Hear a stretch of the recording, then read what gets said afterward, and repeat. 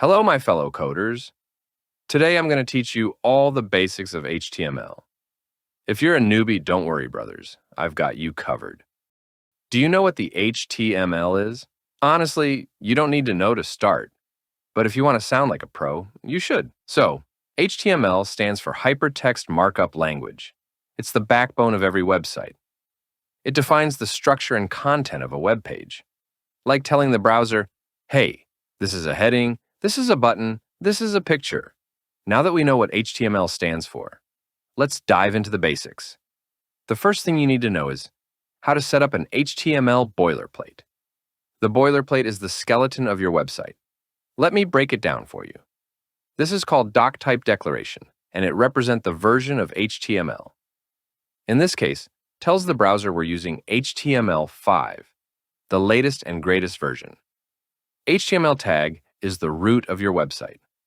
Everything you see on the page lives inside this tag. The head section is like the brain of your web page.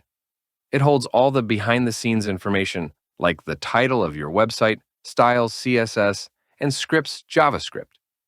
Keep in mind that the content inside the section doesn't appear directly on the web page.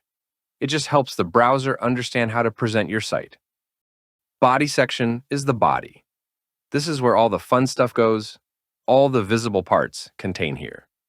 So the head is for thinking and the body is for partying. All right, guys, before we get to the juicy part of building a website, let me explain the building blocks of HTML, tags and elements.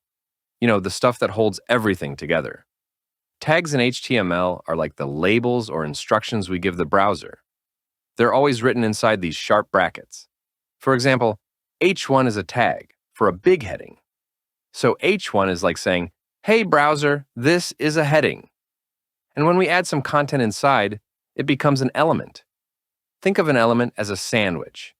The opening tag, the content, and the closing tag. There are some tags that are more like a slice of toast. They don't need a closing tag because they don't have any filling. These are called self-closing tags. For example, BR tag adds a line break, and IMG tag adds an image. Congrats, boys! Now you know the boilerplate, tags, and elements. You're officially a coding ninja in the making. But wait, we're just getting started, right? In the next video, we'll learn how to add extra information to elements using a special thing called attributes. Think of them as superpowers for your tags. You won't want to miss it.